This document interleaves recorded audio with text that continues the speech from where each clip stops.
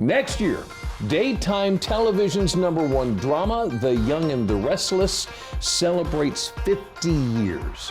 The show revolves around the rivalries, the romances, the hopes and the fears of the residents of the fictional Midwestern metropolis, Genoa City. Yeah, it was 10 years ago this month that I got to visit those residents to see what it takes to keep The Young and the Restless the #1 daytime drama for 32 years and counting. The Young and the Restless has been the highest rated daytime drama for more than 2 decades. Why? Peter Bergman, who plays Jack Abbott on the show, has a theory. We've been #1 for 23 years. How long have I been on the show? Let me think. 23 years. The show debuted nearly 40 years ago, and only one of the original characters remains on the show today.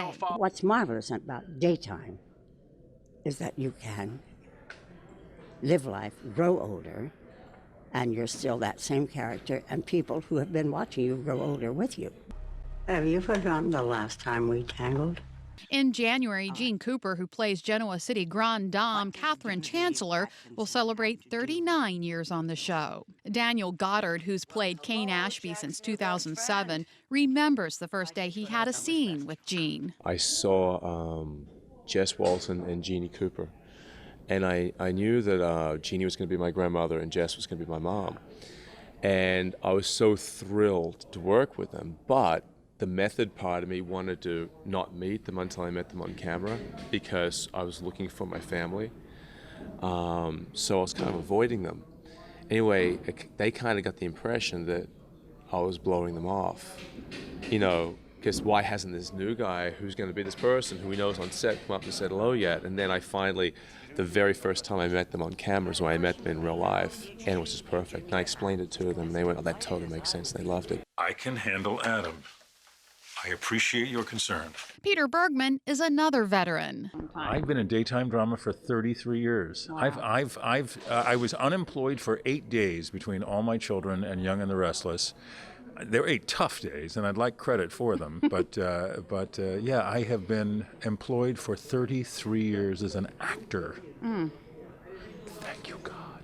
But he never imagined his run would go this long. I came from playing the nicest guy in the world on All My Children, Cliff Warner, and I came over here, and Jack is a bit of a cad.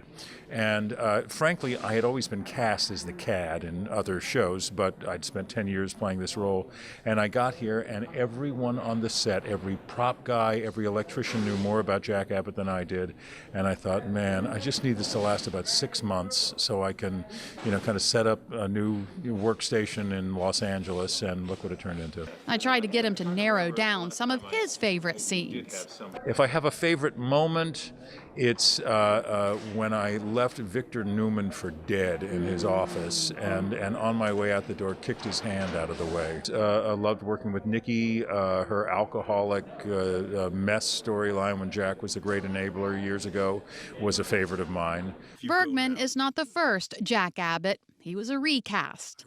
Other favorite characters who were recast with actors who have seemed to make it work are Billy Miller and Amelia Heinlei, better known as Billy and Victoria. It's a lot of fun to play. He's a mischievous little guy, isn't he? With Billy and the coupling of us and the storyline written the way that it was written and them allowing us to be kind of more fun with it, it works. And as the characters evolve over the years, so do the storylines. Sharon Case has played Sharon Newman for 18 years now.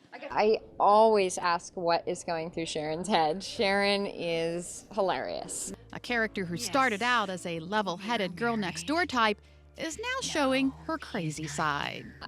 That's what I love about her, though, is that she's so silly. She makes the craziest decisions.